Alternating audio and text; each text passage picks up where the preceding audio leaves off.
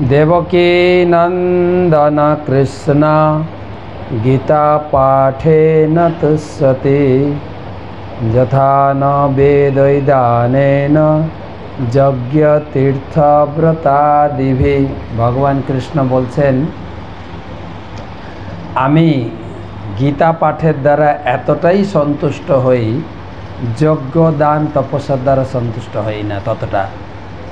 তো ভগবদ গীতা तृतीय अध्याय षष्ठ श्लोक कर्म इंद्रियाणि संयम्य जो आस्ते मनसा स्मरण इंद्रियार्थान विगूढ़ात्मा मिथ्याचार सयुच्यते।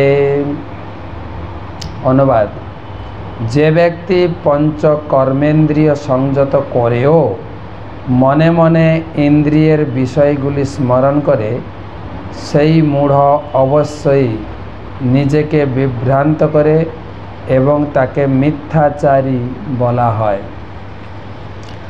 তৃতীয় অধ্যায়ের কর্মযোগে ভগবান কর্ম করার গুরুত্ব প্রদান করছেন। অর্জুন প্রশ্ন করেছিলেন কর্ম করব না ভক্তি করব। ভগবান উত্তর দিচ্ছেন ভক্তি ও কর্ম সংযোজন রয়েছে। কর্ম না করলে তুমি কর্মফল থেকে মুক্ত হবে না, কর্মের সিদ্ধি লাভ করবে না। এবং গতকালকে আলোচনা করেছি কর্ম না করে আমরা কেউ থাকতে পারবো না। আর আজকে বলছেন যদি কেউ তর্ক করে বলে না আমি হিমালয়ে চলে যাব, তপস্যা করব, আমাকে কর্ম করতে হবে না, ভগবান বলছেন তুমি তাহলে মিথ্যাচারী বা ভণ্ড। তুমি একটা কর্ম না করে তুমি কেউ থাকতে পারবে না। কিন্তু কেউ যদি কর্ম ইন্দ্রিয় সংযম করে, কর্ম ইন্দ্রিয় মানে পাঁচটা কর্ম ইন্দ্রিয় বাক পানি পায়ু উপস্থ, তো বাক্যের দ্বারা হাতের দ্বারা পায়ের দ্বারা যদি আমরা কর্ম না করি কিন্তু আত্মা তো কর্মরত, মনে মনে ইন্দ্রিয় সুখ ভোগের চেষ্টা করব, তো তাকে বলা হয় ভণ্ড।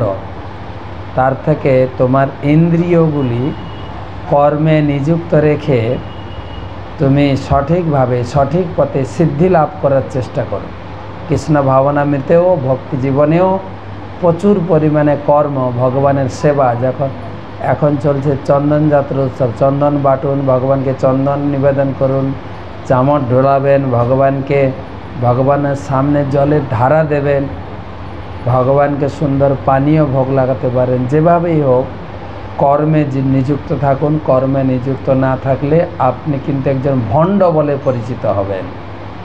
এবারে কর্ম না করলে আপনি খেতেও পাবেন না, কালকে আলোচনা হবে।